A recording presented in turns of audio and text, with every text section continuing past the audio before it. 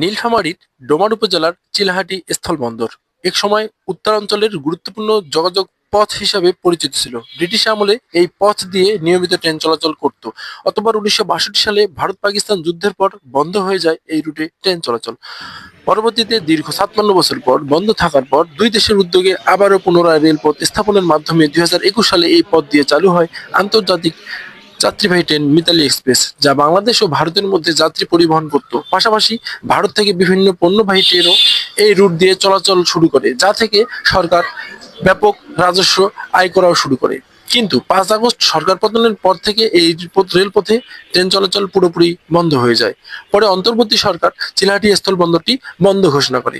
এই বিষয়ে Chilahati rail station master জানান, স্টেশন মাস্টার হিসেবে তো স্থানীয় অনেকে এবং আরো বিভিন্ন জায়গা থেকে লোক আসে এবং আমরা প্রশ্নের সম্মুখীন হই।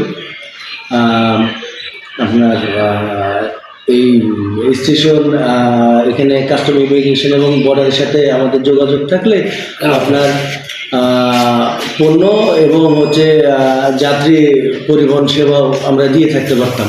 স্থানীয়রা জানান, এই ট্রেনটি এবং স্থলবন্দরটি পূর্ণাঙ্গভাবে চালু হলে একদিকে সরকার যেমন রাজস্ব খাতে উন্নয়ন ঘটবে, অন্যদিকে আমরা অত্র এলাকার মানুষ, আশেপাশের মানুষের বেকার শিক্ষিত মানুষের কর্মসংস্থানের সুযোগ ঘটবে। তেমনভাবে সরকার ও রাজস্ব খাতে উন্নয়ন ঘটাতে পারবে।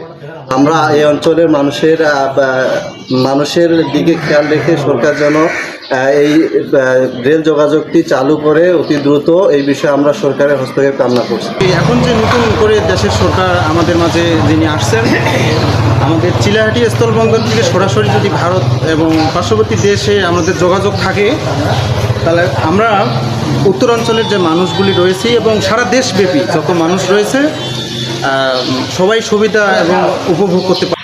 যদি এটা চালু হয় তাহলে এই স্থানের এই এলাকার লোকজনের অনেক আর্থসামাজিক উন্নয়ন হবে। প্লাস ইমিগ্রেশনটা চালু হলে এখানে অনেক দূর দূরান্ত থেকে লোকজন আসলে এখানকার যোগাযোগ ব্যবস্থা যেমন উন্নত হবে, সেরকম মানুষেরও উন্নয়ন হবে। চিলাহাটি স্থলবন্দরটি চালু হলে এই রেলপথ দিয়ে শুধু ভারতের সাথেই নয়, নেপাল ও ভুটানের সাথেও বাণিজ্যিক যোগাযোগ স্থাপন করা সম্ভব। পাশাপাশি যাত্রীবাহী ট্রেন মিতালি এক্সপ্রেস চালু হলে এই এলাকার মানুষের যাতায়াতের সুবিধা হবে এবং সরকারের রাজস্ব আয়ও বৃদ্ধি পাবে। চিলাহাটি থেকে রাকিবুল হাসান।